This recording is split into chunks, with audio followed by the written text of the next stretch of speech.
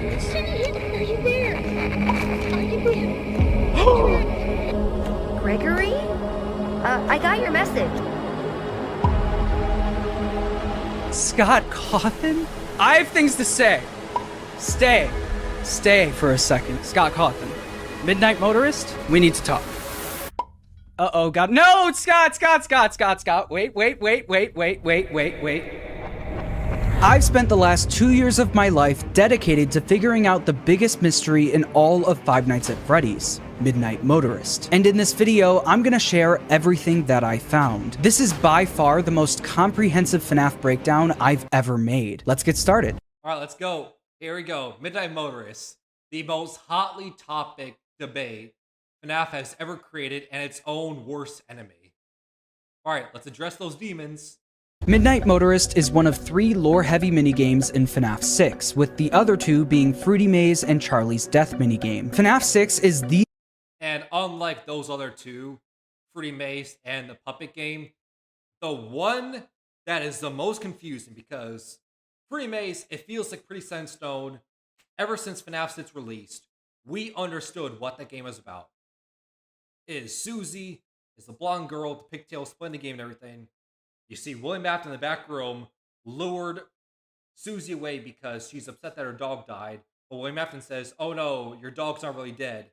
And then minigame ends, and we assume that's when Susie died. That William Afton told her dog's not really dead. Puppet, Charlie Charlotte is left inside the pizzeria, killed. Puppet goes outside, fuses with Charlie Charlotte, and then goes on to possess the puppet. What is Midnight Motorist?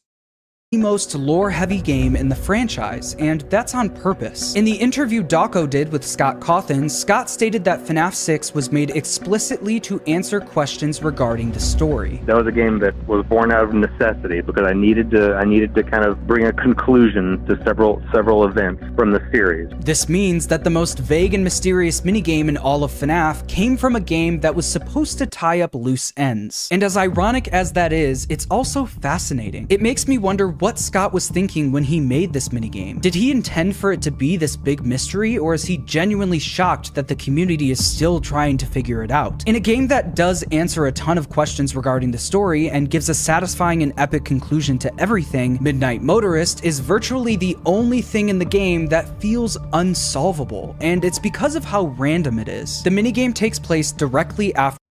It's not only so random, but everything you've grown to expect from the series is complete turn upside down, throw on its head, and throw out the window, and throw in a trash bin, as you see right here. Right. William Afton has always been tied to the color purple. He's the purple guy. He drives a purple car. Anytime you see a purple man, that's William Afton. Well, now, someone driving a purple car is now someone who's orange-colored mustard man. Is that William Afton? Is that someone else? Because color details tell you that's supposed to be different, someone else. Because otherwise, that person will be purple. That'll be William Afton.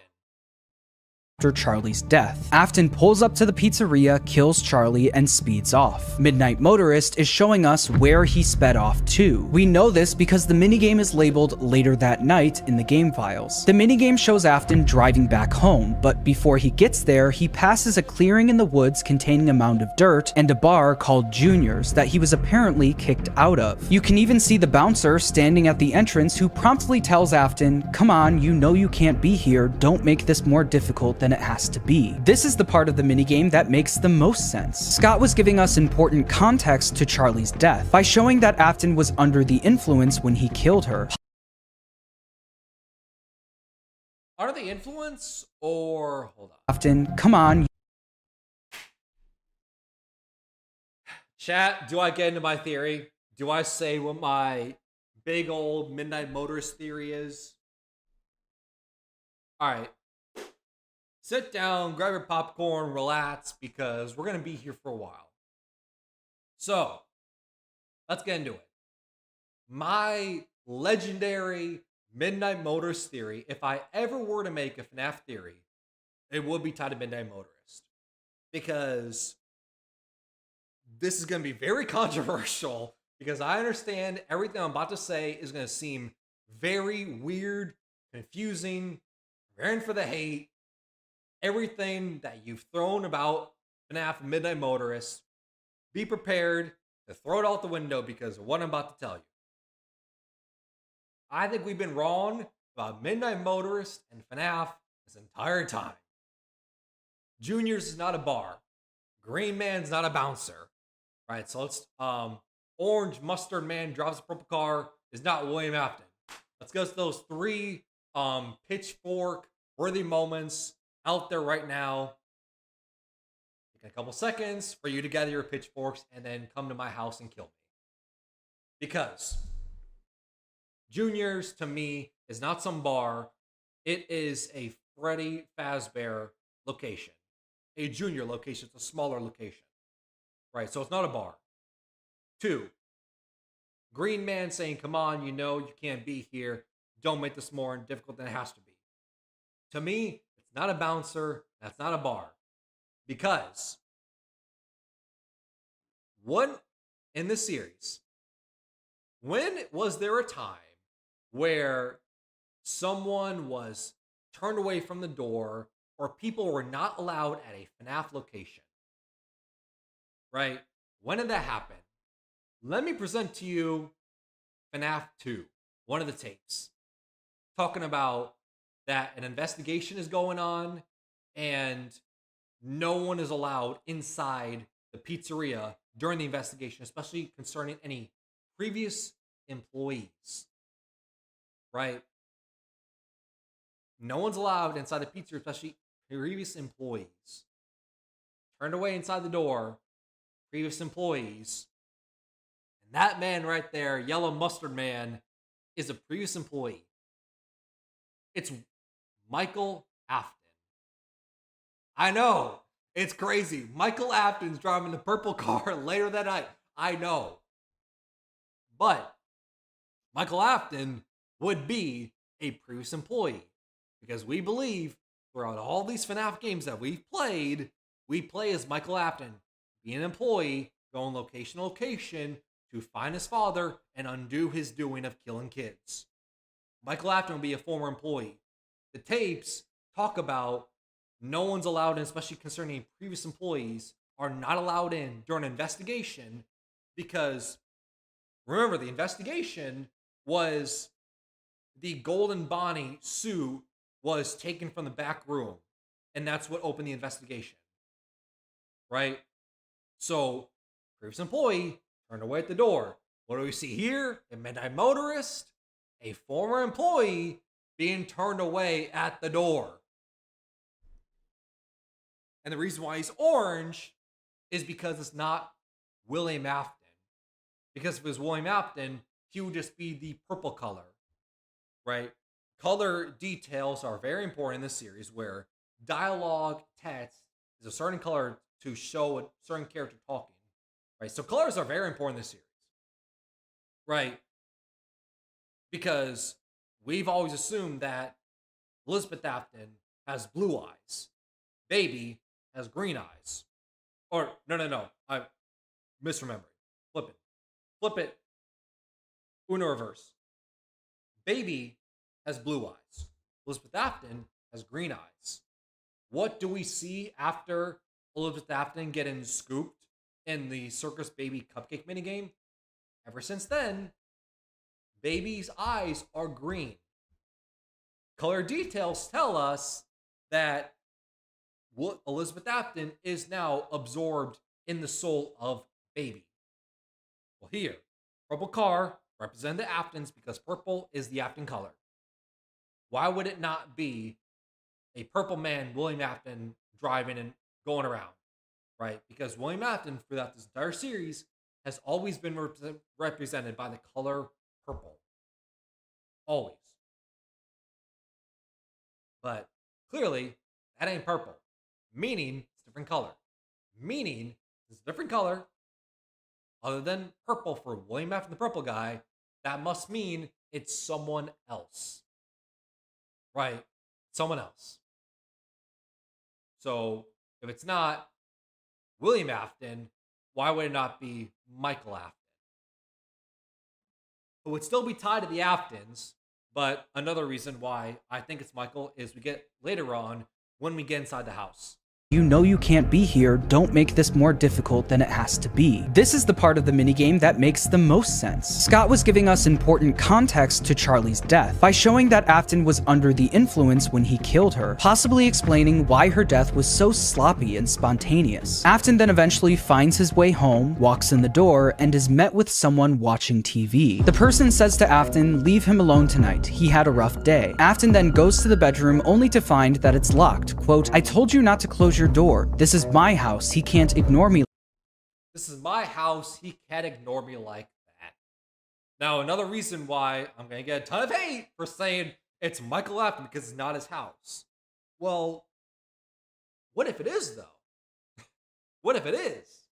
Because remember, in the Between Nights, the minigames in FNAF 4, there's two people in that house. It's the FNAF 4 crying child and the older brother, Michael Afton. And just going to tell you just outright, older sibling rules, the oldest sibling is the one in charge. This is my house, you can't ignore me like that. An oldest sibling talking to their younger sibling. This is my house, you can't ignore me like that. Talking to a younger sibling. Like that. I'll find a way in from the outside. He then goes outside to find that he escaped through the window, along with some animatronic footprints next to the bushes. Afton then says, "Ran off to that place again. He will be sorry when he..." He'll be sorry when he gets back. And to me, that's the line that explains everything we see in Between Nights in the FNAF 4 minigame. The bowling, the scaring the FNAF 4 crying child with the Foxy mask, eventually leading to his death because it was a prank. He'll be sorry when he gets back, referring to the bullying and abuse leading to his younger brother's death. He'll be sorry when he gets back. That's what they mean. He'll be sorry when he gets back, eventually into their death, because all the bullying, scaring, and abuse. Gets back. Then the minigame ends. Even with the full context of the... So that's my theory. I know it's a huge swing to the fences that how dare I say that Michael Afton is the orange mustard man from Midnight Motorist. But there you go. That's my thought. Minigame, there's a whopping 5 big questions left unanswered. Who is the person watching TV? Who is the runaway? What was buried in the middle of the woods? Where did the runaway run off to? And why are there animatronic footprints by the bushes? Since question, who is the orange mustard man?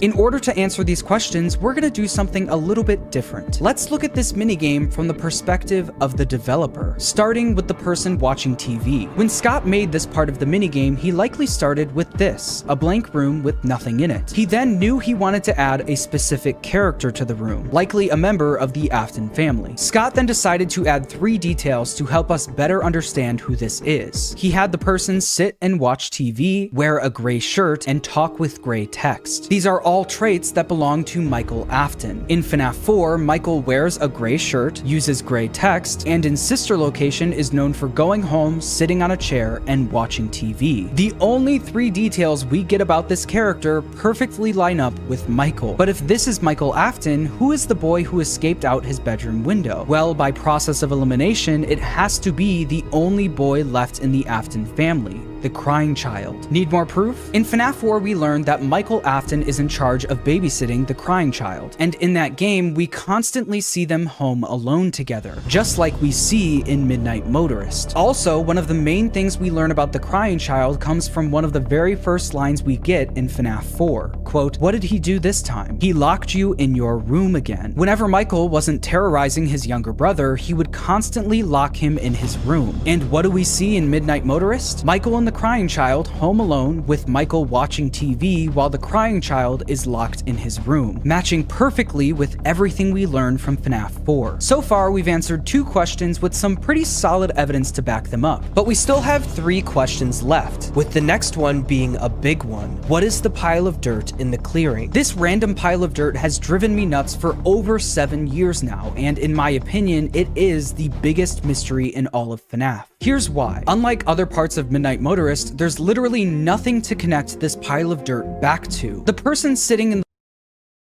the best I can answer with the whole pile of dirt is in the Twist animatronics in the original trilogy of books. They're called the Twist animatronics because they are, for lack of a better term, they are zombie animatronics. They hide themselves underground and then come up at night to terrorize the town. So that pile of dirt could be animatronics hidden away underground. Because why not in this series?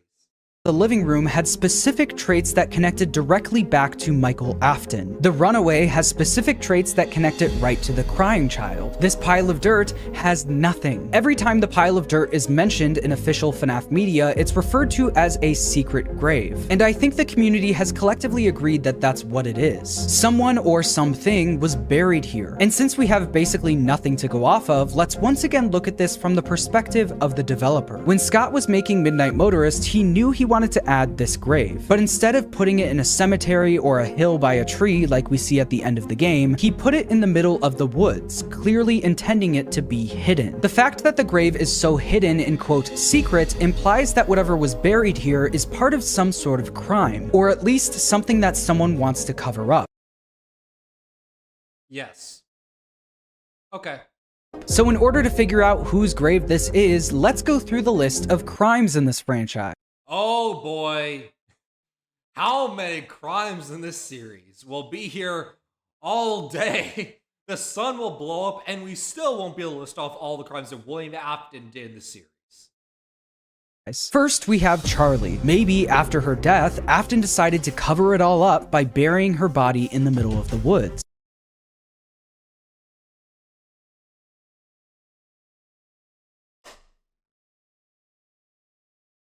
That's Charlotte's grave.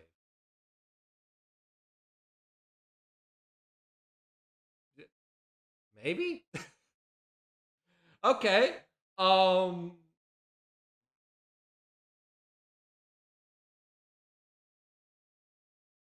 Why would that be Charlotte's grave? Because if that was hit, so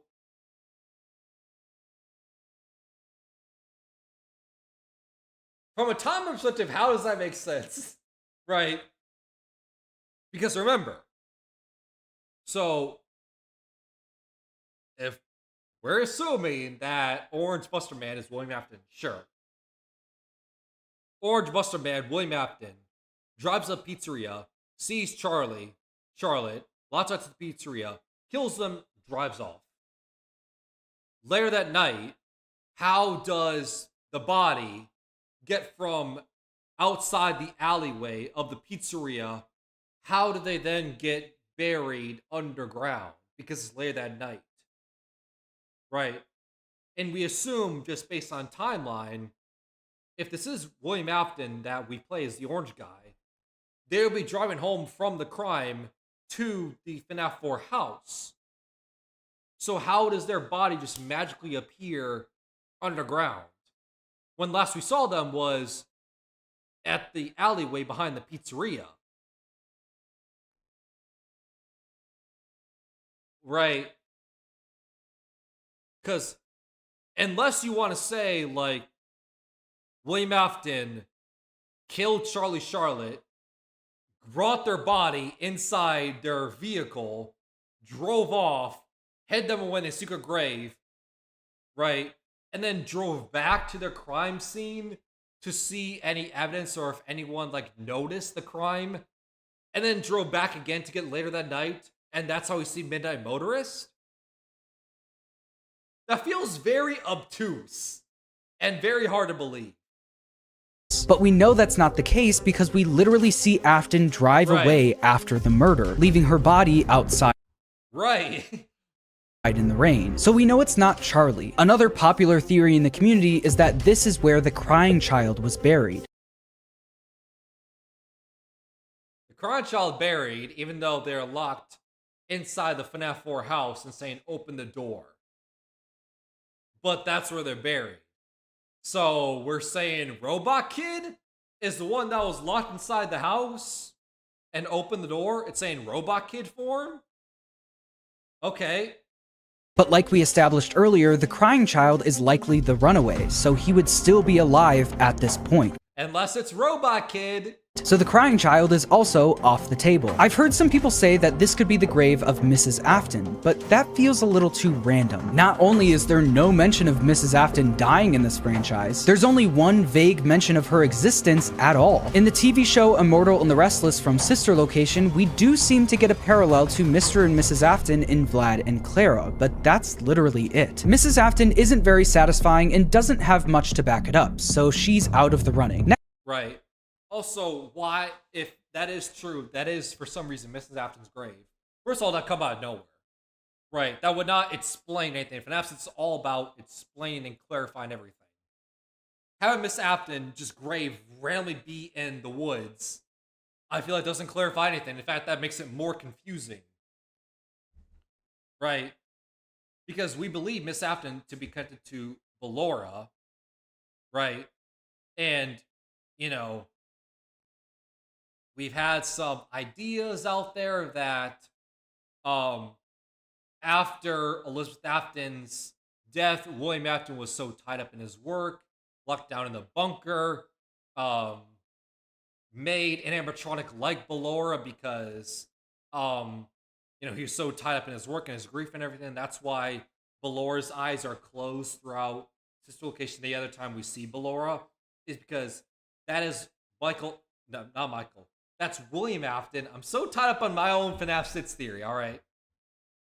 But Ballora's eyes are closed anytime we see her because when William Afton made Ballora in Mrs. Afton's likeness, so to speak, their eyes are closed because, according to William Afton, while he was grieving everything, Ballora's eyes were closed because she was blinded to what William Afton was trying to do, aka be so tied up in his work. Next up, we have Elizabeth. I actually really like the idea of it being Elizabeth's grave, because her death was a freak accident entirely caused by William. Not only that, we know that Afton actively tried covering it up. When Elizabeth died and Circus Babies closed, Afton hid the truth from the public by saying that the restaurant closed down due to gas leaks. So it would totally make sense that Afton would want to hide her body. But in order for Elizabeth Afton being the one,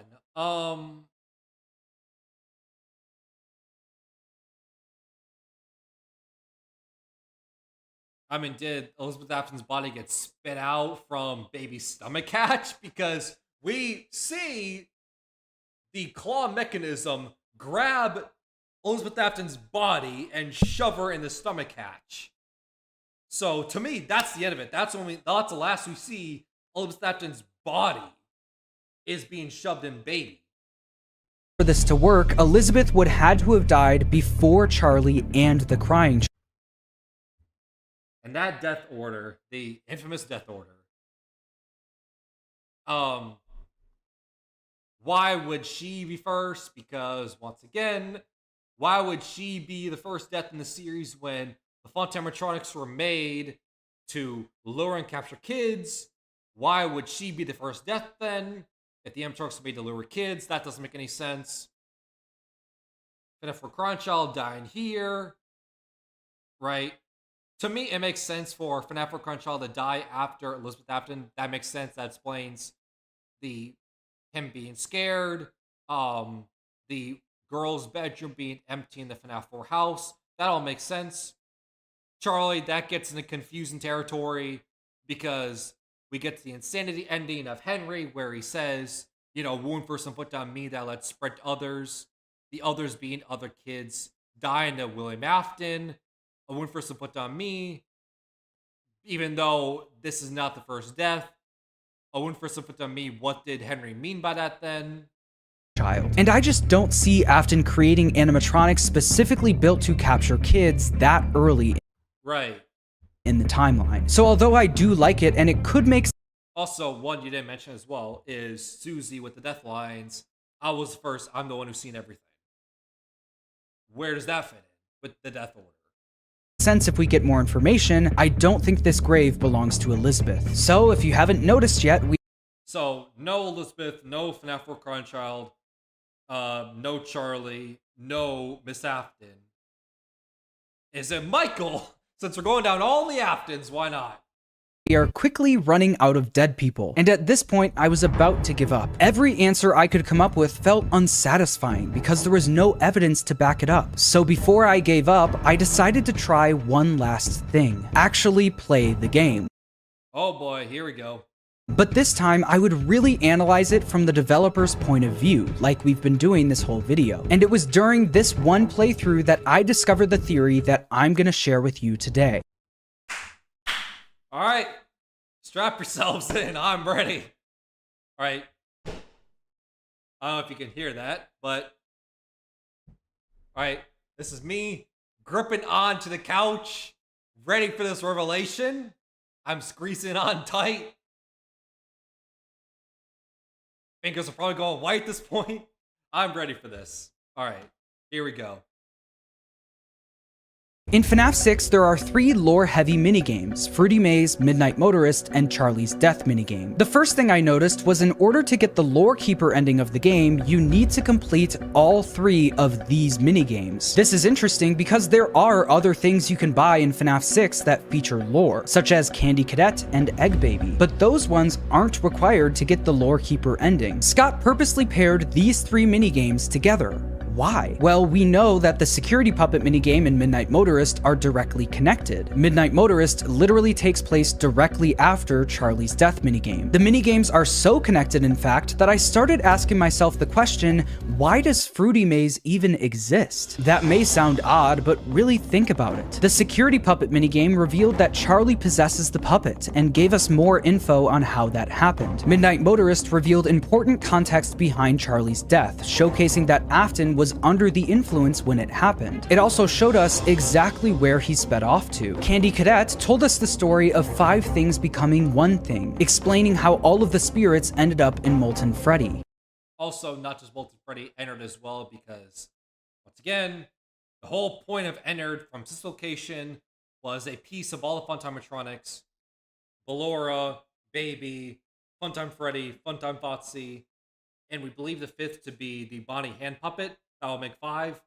A piece of them went into Ennard as their whole big mega plan to use Michael Apton as a skin suit to go up to the surface. Egg Baby gave us Henry's insanity ending speech, which is arguably the biggest lore drop in the entire franchise. All of this stuff is super important to understanding the lore of these games and the franchise as a whole. And then there's Fruity Maze. Fruity Maze tells us the story of how Susie, the kid who goes on to possess Chica, was lured into the back room by Afton. And that's it. This minigame feels odd because it's not required to understand anything. We already knew that Afton lured the kids into the back room, and Scott even reveals Susie's name at the end of the game. Yes and no.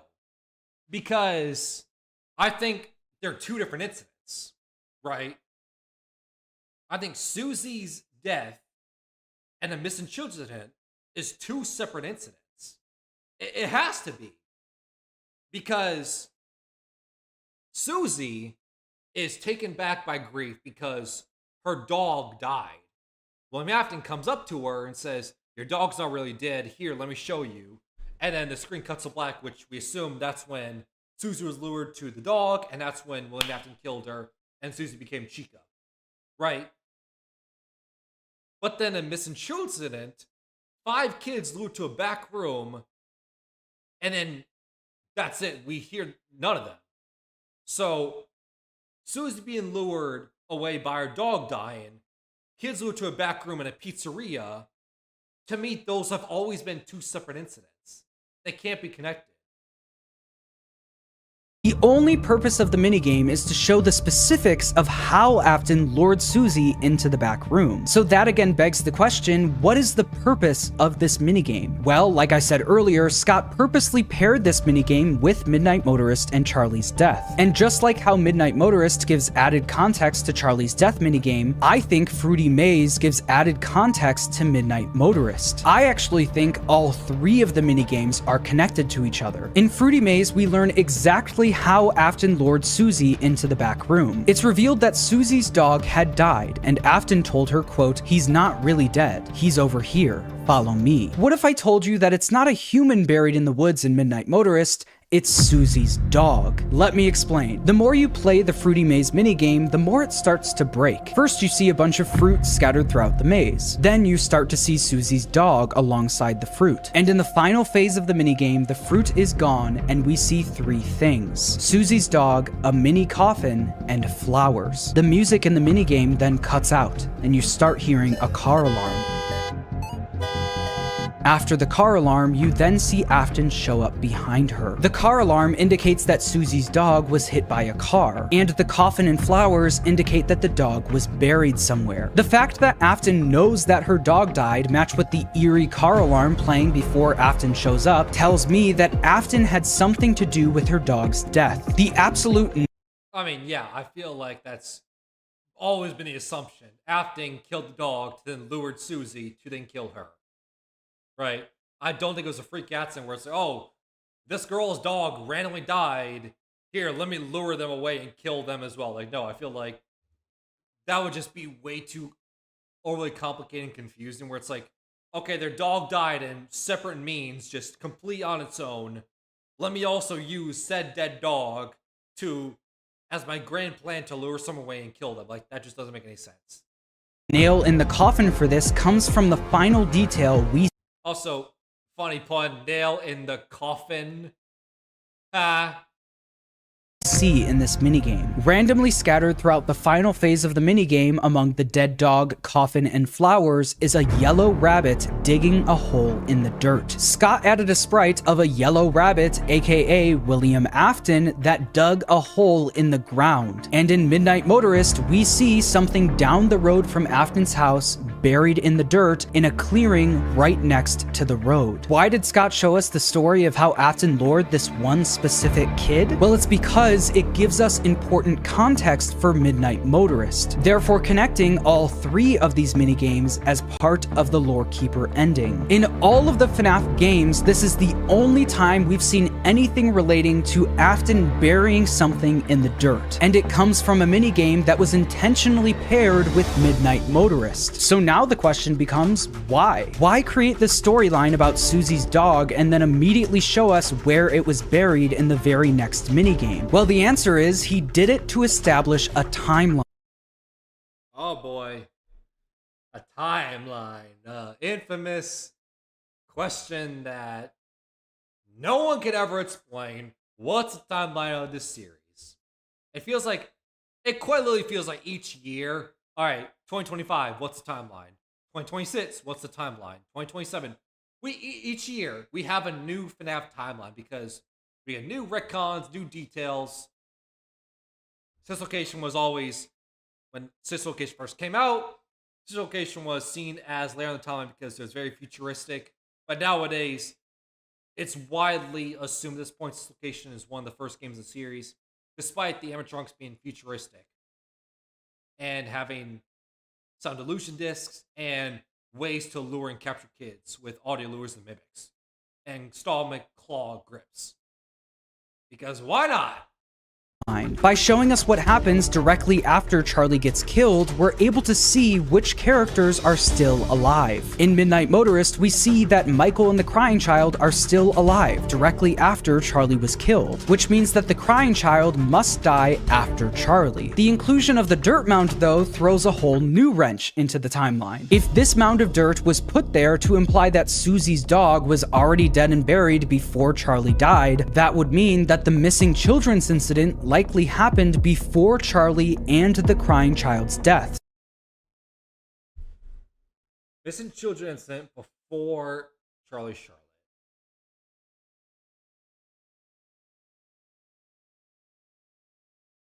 Huh. It's just me, but when it comes to this series and death orders and timelines, can I just be honest for a second?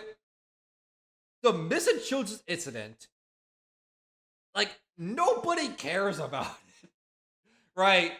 And what I mean is, like, that for Crying Child is first, Susie's first, Charlie Charlotte's first, Elizabeth Afton's first.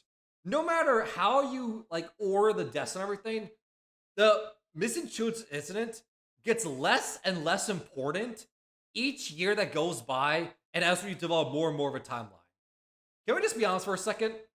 The Missing Children incident gets more and more ignored and pushed later on the timeline as the years go on. Isn't that weird to anyone else? Or it's just weird to me, now that I'm looking at this. But the Missing Children incident happening first. And then it's Charlie Charlotte, and then the crying child. Ooh.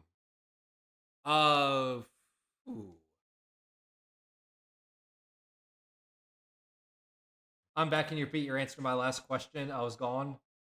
Oh, about the Mimic. Secret of the Mimic game. Yeah. So there's just so much that's happened. I'm trying to remember, right? All right. But yeah. So the two things that I hope to be understood in the Secret of the Mimic game. Take it off, because why not? Yeah, the two things I hope to understand in the Secret of the Mimic game is what is and isn't a mimic. And then the other thing is Henry and Edwin, the comparison, are they the same person or are they different? What I mean with the mimic software is at this point, FNAF is way past this idea of missing children, spring lock suits, kids lured to a back room and killed, pizzerias. Like, we're way, like, FNAF audio tapes, like, we are way past all that. And now we are in, you know, VR, AR masks, sound illusion discs, gas chamber experiments, glitch trap viruses, remnant on immortality. Like, we're way more futuristic. And one of the things that comes with it is the Mimic. And ever since the Mimic was announced, it feels like any new game or any new piece of media when it comes to like a book or anything new from this franchise at this point has been connected or linked to the Mimic software, right? Like, for instance, Helpy, from when we first see him in FNAF 6 very conveniently, is the Mimic software. The Mimic itself that we see in Ruin is the Mimic. Glitch Trap has at one point been seen as the Mimic. Burn Trap has been linked to the Mimic. I know Baby has been linked to the Mimic.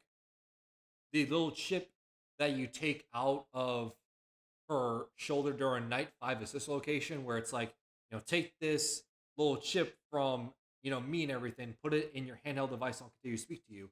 That being the Mimic software right there is the chip.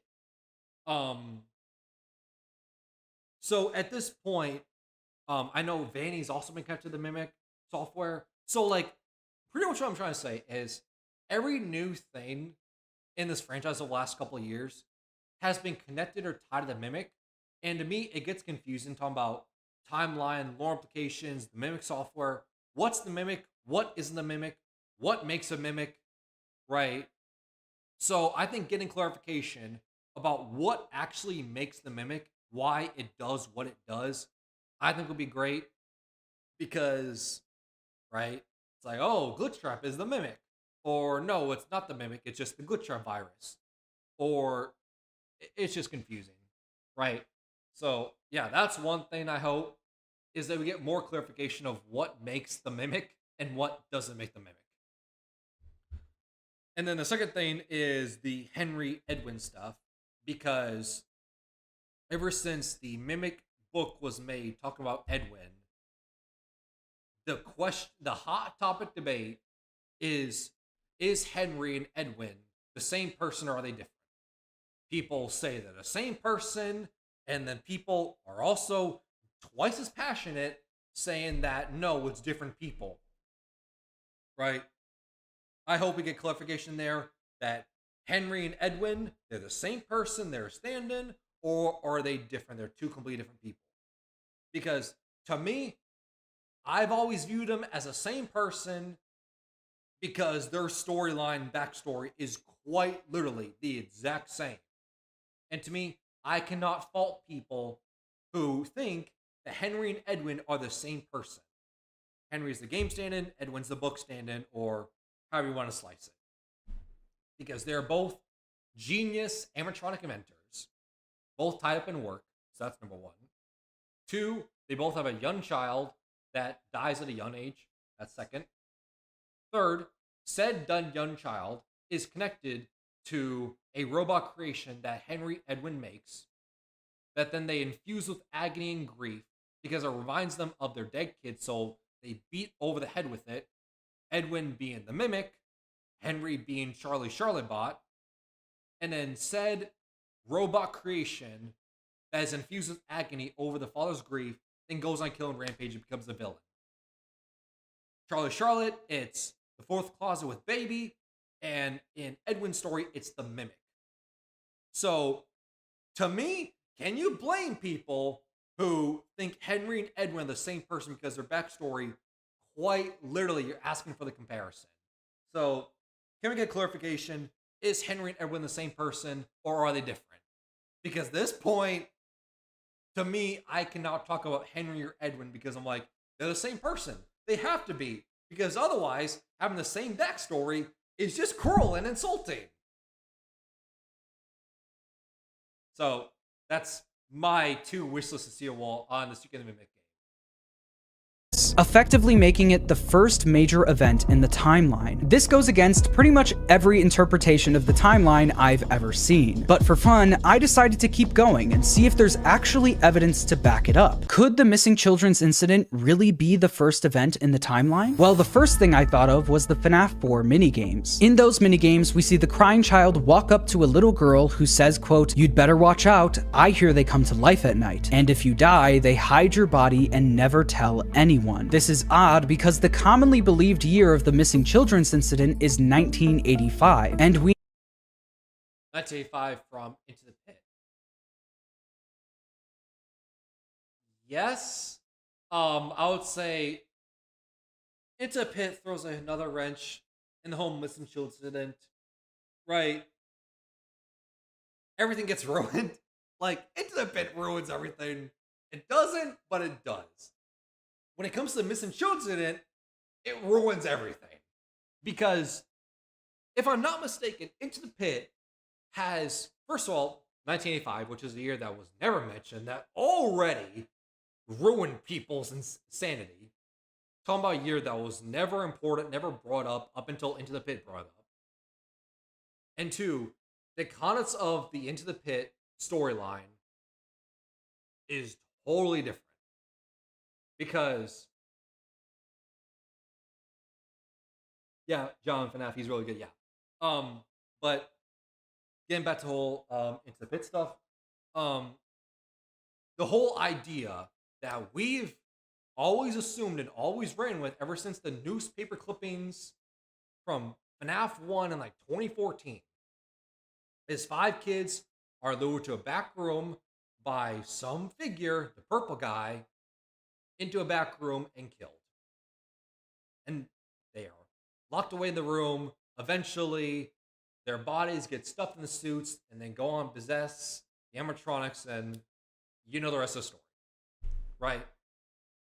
And that's what we've assumed for like a decade.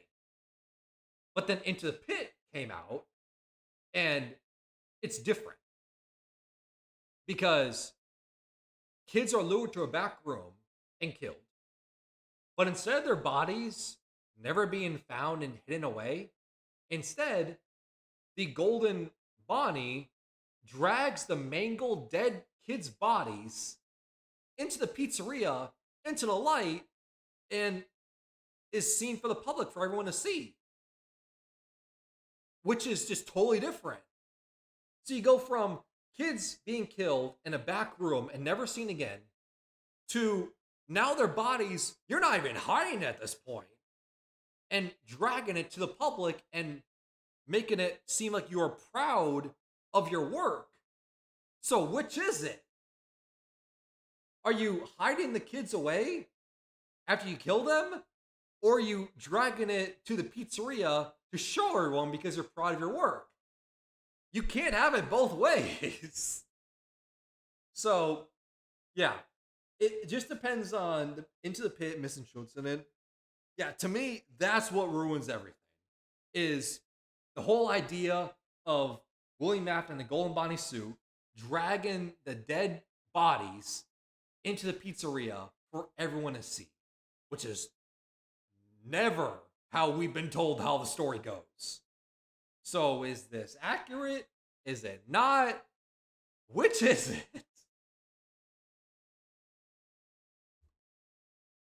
Why don't people frame the timelines and love around, or not love? I mean, I love talking about the FNAF timeline, but lore around each date and see what works the best.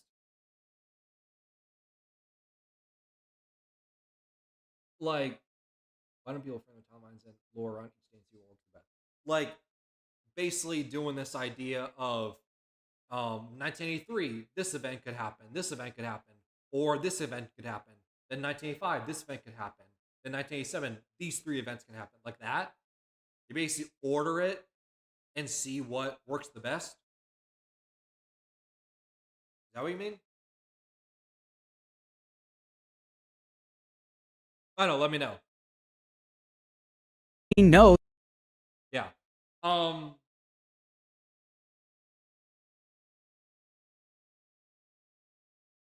mean, maybe.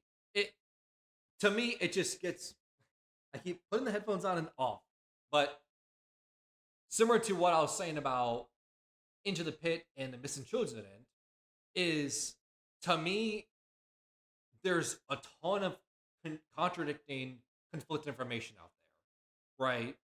It's like, we've been told for the decade that the kids were lured to a back room by a mysterious figure in a Golden Bonnie suit, lured to a back room, killed, bodies were never seen again, until the puppet showed up later on at some point, who knows when, and then put the bodies in the suits, got them possession, and then that's how they were, the Freddy, Fozzie, Bon Chica that we all know and love. Hopefully. Right? That's how we've been told the story over the last decade. But then Into the Pit comes out, and they're not lured to a back room. They're not hidden away. They're not never to be seen again. They are shown off in public. The person, the man, William Afton, the Bonnie suit, is showing it off to the public and is proud of his work. He wanted the people in the pizzeria to see the mangled kids' bodies. Both these events happened, but the details are totally different. So which do you believe then? Right? It's the same thing with what we said as well of the death order of Chica death lines from Custom Night saying, I was first, I'm the one who's seen everything. But then you have Henry in the FNAF Sits Insanity speech saying, a wound first inflicted on me that let spread to others. Both are saying they're first, but they both can't be first. Right? It's conflicting information, so what do you believe?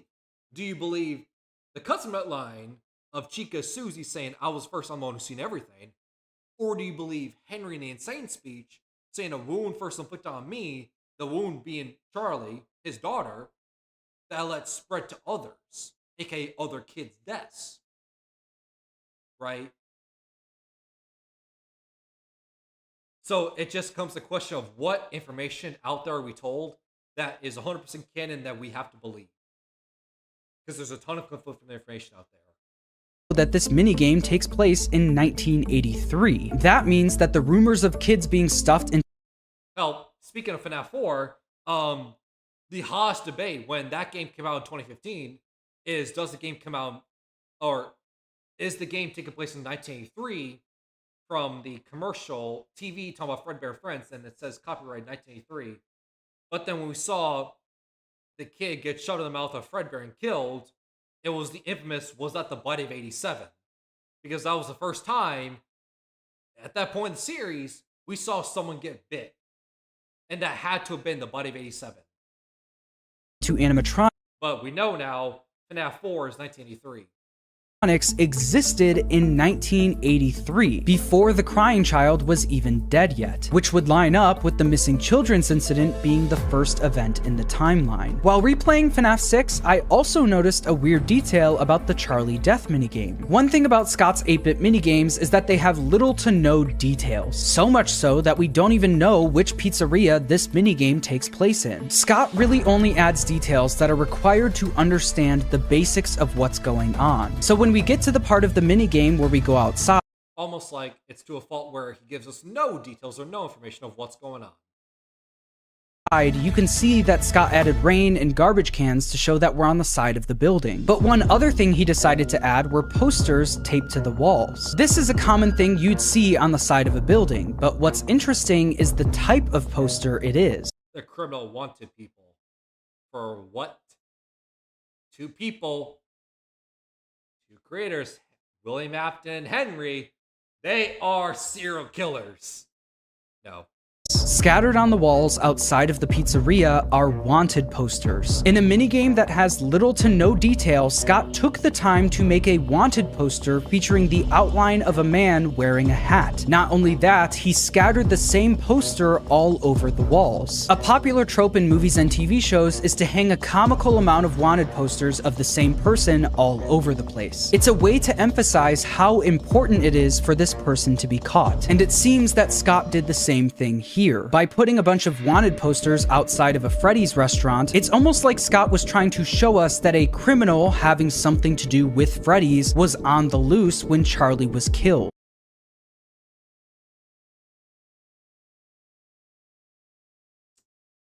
So William Afton was already wanted by the time this event happened. Charlie dying outside the pizzeria.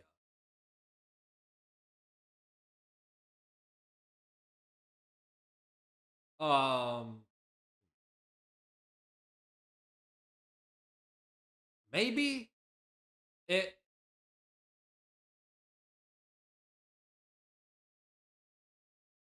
God, that's tough. The whole wanted thing. Because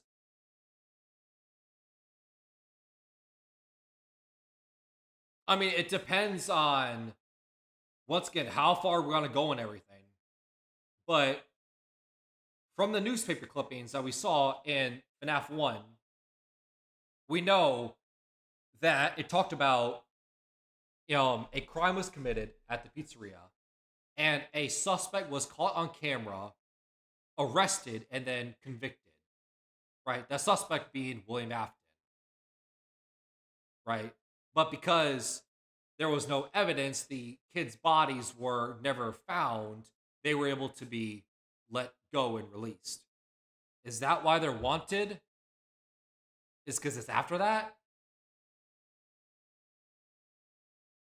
It depends on how you view the FNAF 1 newspapers. Are they real or not? Huh. We need a news... You know what? Call for action. We need someone to make a FNAF newspaper timeline. Is these wanted newspapers after the suspect getting caught on camera and convicted but then walked away, or before? Or are these newspapers even exist? And I think that criminal could be William Afton. If Midnight Motorist really is showing us that the MCI happened first, these wanted posters would be a great way to show us through environmental storytelling that William Afton already was a wanted criminal before Charlie got killed. And one of the strongest pieces of evidence for this actually comes from one voice line in Ultimate Custom Night. I was the first. I have seen everything. Chica See, there we go. The infamous Chica line saying, I'm this first. I've seen everything. says, I was the first, I have seen everything. This voice line blows my mind because in a series where Scott has stated that he likes to clear up misconceptions from past games in future games, he decided to add a voice line in the very last FNAF game he ever made. Misconception, even though in FNAF 6, Henry says, a wound first inflicted on me that led spread to others. Even though in the next game, you have Chica saying, I was first, I've seen everything. in the very next game immediately contradicts himself. That says, I was the first, I have seen everything. This heavily implies that Susie was the first murder in the franchise, which would make sense if the MCI happened first. Another piece of evidence comes from Help Wanted 2, where we see 6 graves for Freddy, Bonnie, Chica, Foxy, Golden Freddy, and the puppet. But there's a specific order that we need to light them in. That order has Chica first, Foxy, Bonnie, Freddy, Golden Freddy, and then the puppet. This matches perfectly with everything we've discussed. Chica, Foxy, Bonnie, Freddy, Golden Freddy, and the puppet. I've said this in a past, but I'm gonna bring it up again since we're showing it. One interpretation I've had for the FNAF gravesite and FNAF VR Help Wanted 2, this order is not the death order, it's the laid to rest souls order, where the original core 4, they got laid to rest from the Happy State minigame from FNAF 3. Golden Freddy got laid to rest because of the 50-20 mode from Ultimate Custom Night, where you beat that impossible mode and you see Golden Freddy twitch off distance in the darkness. And then the puppet still not being laid to rest yet because we believe it's a poltergeist with the security breach. Pizza Plets. And that's why you see Night, Mario, and Dark Puppet imagery all over the Pizza Plets, especially in Ruin. That also explains why in the Baz Arcade, in the Pizza Plets, you have the light switches, the wires. They are certain black and white stripe pattern, because where do we see a black and white stripe pattern? The puppet. There's puppet imagery all over the Pizza Plets.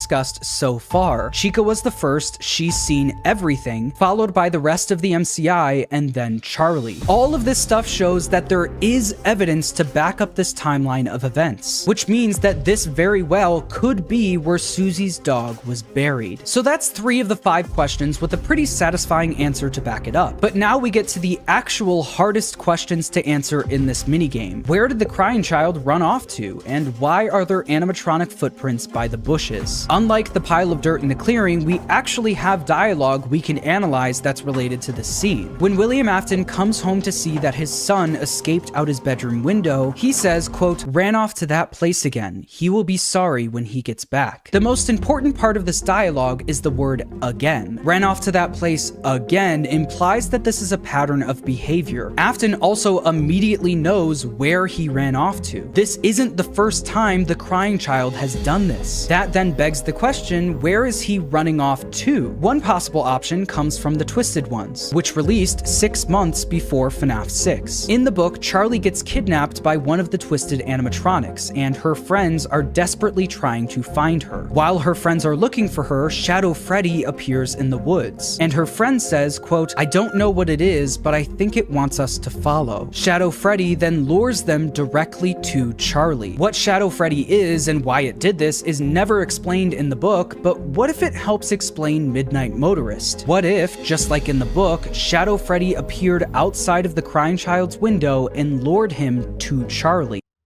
Also, my brain immediately went to, I just let that play out for a second, but seeing Shadow Freddy tell you to follow, my mind immediately went to the Between Nights in FNAF 3, where you play as Freddy, Foxy, Bonnie, Chica in the FNAF 1 pizzeria, and a Shadow Freddy animatronic lures you into the back room, and then it's boarded up and everything. That's when William Afton, the purple guy, comes out and decommissions and breaks you apart, right? You follow the Shadow Freddy. That's where my mind went to. I just want to throw that out there. In FNAF 4, we're told repeatedly that the reason the crying child is scared of the pizzeria is because he saw something. So what if the thing that he saw was Charlie getting killed outside of the pizzeria? Wait. 1825. I'm gonna remember that time for a second. Because 1825. If I'm not mistaken,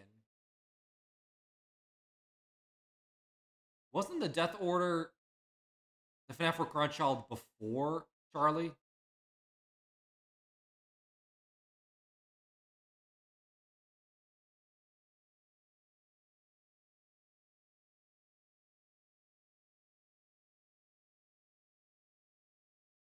Oh God. Where is it?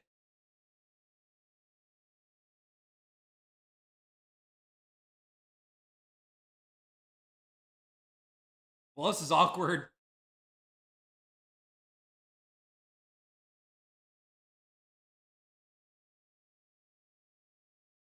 Grape candidates.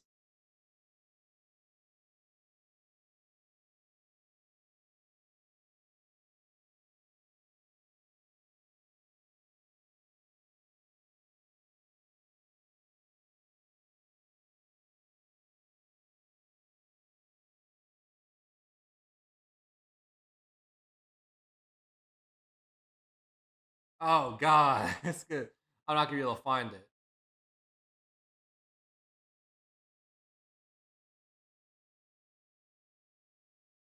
All right, hold up 1 second. This is awkward. Apologies, friends.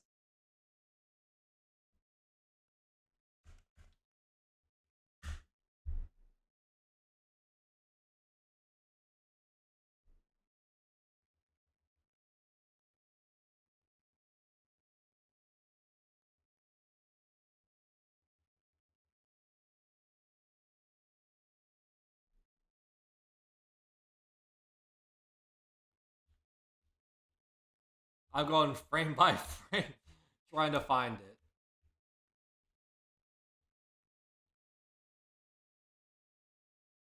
I enjoy this. I enjoy going frame by frame. This is a certain screenshot, certain frame I want to see.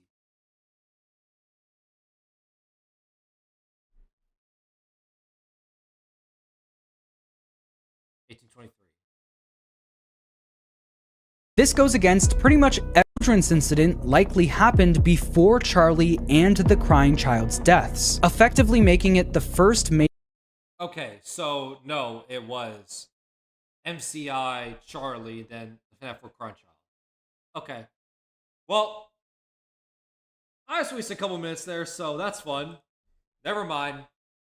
Outside of the pizzeria. This theory is pretty popular in the community and is similar to ID's Fantasy's take on Midnight Motorist. Every time we see the crying child in FNAF 4, he is terrified of Fredbears. But Midnight Motorist showed us that that wasn't always the case. It turns out that the crying child used to run off to that place all the time. He loved going there until he saw Charlie get killed outside of the pizzeria. I really like this explanation, and it's because it gives a solid reason for why Scott set Midnight Motorist on the same night as Charlie's death. The reason he showed us that the crying child ran off to the pizzeria the same night Charlie was killed was to connect those two events. Midnight Motorist showed us that the crying child wasn't always scared of the pizzeria, while also showing us the night that all changed. Also, Shadow Freddy luring the crying child to Charlie not only matches up with the Twisted Ones, but also FNAF 3, where we see Shadow Freddy luring the animatronics in the Follow Me minigames. This is a great explanation. I will say, the couple counterpoints that Pixa have about this explanation of the FNAF 4 Crying Child seeing Charlie outside the alleyway of them being killed is explain the girls' room being empty, because I don't believe Charlie Charlotte was in that room. I think it was Elizabeth Afton, so explain why that room is empty. And also explain the stomach mouth of Fredbear, right? Because to me, those two things explain why he would be seeing Elizabeth Afton being killed. That explains why the girls' room is empty, and also explains the stomach mouth of Fredbear, because Baby's stomach quite literally opened up, a claw came out and grabbed his sister and killed her. That would cause the FNAF 4 Crying Child to be scared of the Springlock suits after that. So why would the stomach mouth of Fredbear be there if it was the aftermath of Charlie? Where's the connective tissue there? and is super satisfying, but I mean, unless the idea is the FNAF 4 Crunchyroll saw both his sister die and Charlotte die, and then that's why they scare the animatronics in the pizzeria, which, I mean, sure, but to me that doesn't really fit cleanly. I mean, you could say that. do have a few problems with it. In FNAF 4, when the crying child is left alone at Fredbear's, he's told to run towards the exit. But if you try to go further into the pizzeria, you hear, quote, "No, don't you remember what you saw? The exit is the other way. Hurry and leave." This implies that what the crying child saw was further inside of the pizzeria. The crying child wouldn't want to go outside if what he saw was Charlie being killed outside. Also, 2 months after FNAF 4 came out, Scott gave us 3 clues to help figure out the game, with one of them being what is seen in shadows is easily misunderstood in the mind of a child. This is Scott outright telling us that the crying Back when Dream Theory was a thing. child didn't actually see anything bad happen, he misunderstood. Uh-oh, Dream Theory. Oh man, what a time. Man, what a time when Dream Theory was the answer to FNAF. 4 games, 1 story. Dream Theory. Everything that we saw in FNAF in the first 4 games was all a dream. It didn't actually happen. It was all just in the mind of the FNAF 4 Crying Child. Those are the games. The plushies in the FNAF 4 Crying Child bedroom was the original core 4 animatronics. The toy animatronics were the little toy figurines that you saw the girl play with on the swing set. The Shadow animatronics, Shadow Freddy and Shadow Bonnie, they were shadows on a stage, projections. The purple guy putting the head on a person in the back room in the closet and everything. It was just putting an employee head on, not a child getting stuffed and everything. Man. And also the grandfather clock chime of FNAF 1 and 2 and 3. Of 6 a.m. time to get up and everything. Meanwhile, FNAF 4, it was a hospital digital alarm clock. Why would you hear a grandfather clock chime? Ah, what an easier time to talk about the series. What he saw. There's a reason that after we get the line, "Don't you remember what you saw?" we see this Easter egg. An employee in the shadows of the back room putting on a Bonnie suit. The crying child saw this and thought someone was being stuffed into a suit. This is why he wants to leave the pizzeria and is scared of the animatronics. When confronted with one, he's told, quote, "It's too late. Hurry the other way and find someone who will help. You know what will happen if he catches you." That "he" is clearly referring to the Fredbear mascot that just appeared in front of him. So although I love the theory of Crying Child being lured by Shadow Freddy and witnessing Charlie's death, it's not perfect. Speaking of things not being perfect, this whole theory isn't perfect. Susie's dog being buried in the clearing and the MCI being the first event in the franchise has evidence to back it up. But time and time again, in the Silver Eyes trilogy, Fazbear Frights, and the Into the Pit game, Scott has established that the MCI happened in 1985, making it impossible for it to be the first event in the timeline. You could argue that those books and the Into the Pit game take place in a different continuity, but with how many times Uh-oh, we're getting to the whole thing of canon versus continuity. Are the books canon, the games canon? Are the books more canon than the games? Oh boy. We've had countless theory reactions on that. My opinion has always been the book canon timeline, game canon timeline. They can share ideas. Once they share ideas, that makes it one canon timeline. They're separate until proven otherwise. That's how I've always viewed it.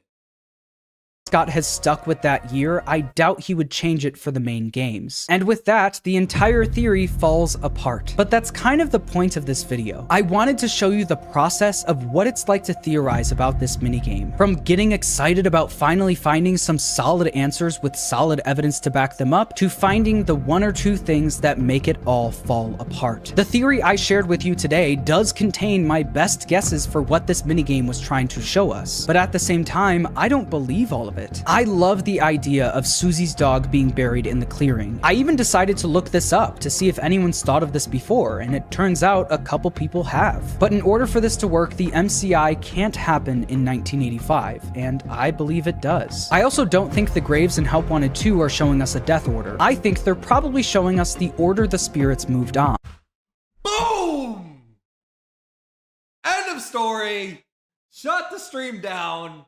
Woo! I got a little too excited there. Oh man, someone clip that. In the Happiest Day minigame, you can see the MCI victims' masks drop first, with Charlie's then dropping last, matching with the grave order. The thing is, it feels like Scott's been trying to give us answers for this minigame for years now. There's multiple stories in Fazbear Frights about a kid being lured out of their house by an animatronic and taken to Freddy's. We also recently got the Midnight Motorist level in 5 Laps at Freddy's, which confirmed Afton is the Orange Man. And finally, we have the FNAF movie, where Scott literally showed us a version of Midnight Motorist playing out in real time. During the night, Golden Freddy shows up to Abby's house, where we see someone sitting in a chair watching TV and Abby in her room. Golden Freddy then sneaks Abby out Hi, Corey Kenshin.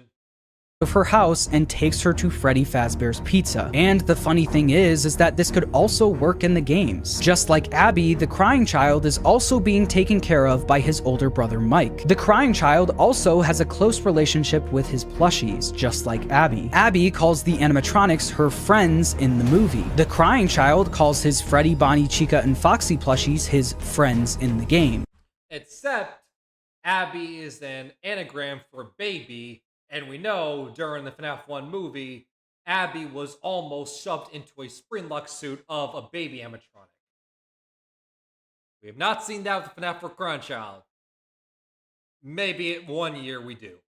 The crying child could easily be friends with the animatronics, and Midnight Motorist could be Golden Freddy sneaking the crying child out of his house at night to go hang out at the pizzeria, just like in the movie. But like we established earlier, this would only make sense if the MCI happened first, which seems unlikely. Midnight Motorist is one of the biggest mysteries in all of FNAF because of its extreme lack of detail and lack of things to connect it back to, and this could very well be on purpose. In the recent interview Dawko did with Scott, he talked about how he makes his games. You know, whenever I'm making these games, there are a lot of things that are in my head that are just flowing ideas. And when I have them and put them there, it's the first half of something. It's like a string or a rope just like reaching out, and I know that what's there on the other end is there. I trust that it's there. I know that it's there. And then whenever I progress forward, the rest of that just reappears. The rest of it appears and just fits into place perfectly. That's how all my games have been made. I feel that there is something there,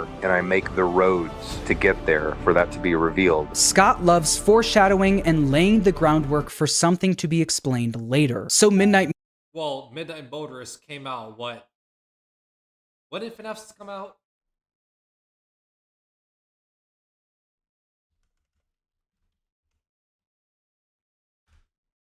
FNAF 6 came out in December 4th of 2017. So, it's almost a decade old at this point. And we still don't have any answers to Midnight Motorist. So, how much longer are you going to tease the threads and get an answer, Scotty boy?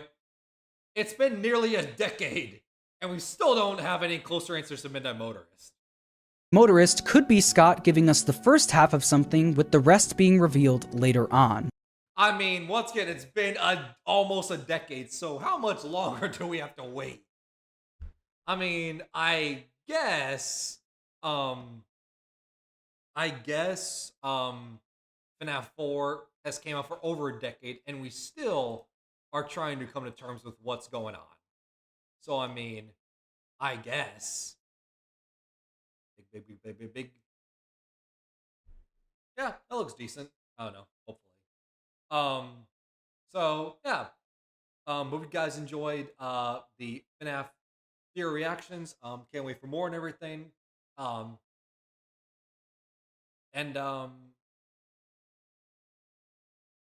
was I gonna say? Oh, yeah.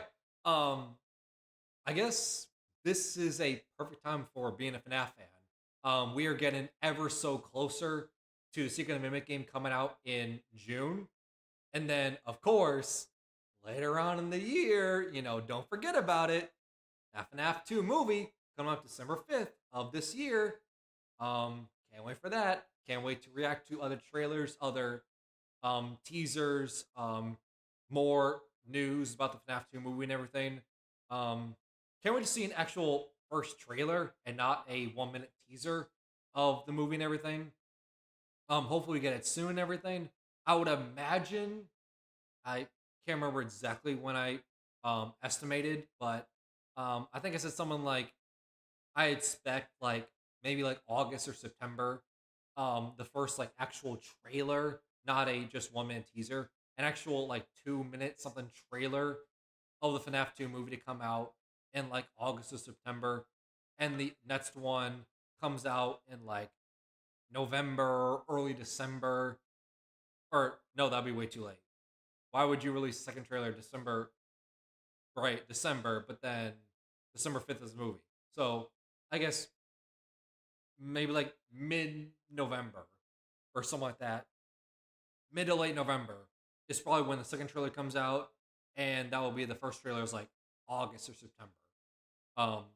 So yeah, can't wait for that. Can't wait for the actual trailers to come out. Give my thoughts and reactions. And yeah, also can't wait for Secret Mimic game that's coming out in about a month and a half from now. So yeah, can't wait for all that. This is going to be an exciting time for FNAF as a whole. And honestly, about you, I'm looking forward to it. And hope you are too. Because a lot of stuff on FNAF on tap for me. And I'm excited for it.